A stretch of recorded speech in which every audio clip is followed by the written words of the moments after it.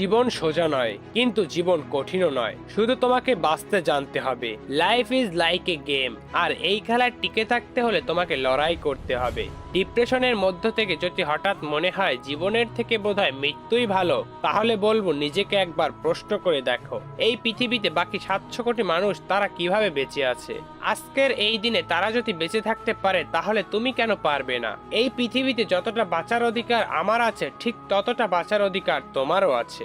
জীবন হলো একটা উপহার, দ্য গিফট অফ গড, আর এই উপহারটাকে কখনো নষ্ট করতে নেই। মনে রেখো, দুঃখের পরেই সুখ আসে, আর রাতের পরেই সকাল। জানি আজকে তোমার সমস্ত দরজা বন্ধ, তোমার কাছে কোনো রাস্তা নেই, আর তাই ভাবছো এই মুহূর্তে মৃত্যুই সবচেয়ে ভালো। কিন্তু না, মৃত্যু কখনো ভালো অপশন হতে পারে না। নিজের মধ্যে থাকা অকাতটাকে একবার জাগিয়ে তোলো। তোমার মধ্যে একজন সবল আর একজন দুর্বল মানুষ আছে, আর তোমার মধ্যে থাকা সবল মানুষটা যদি আজ তোমাকে সাহস দিত, তাহলে সে এমন কিছুই বলতো।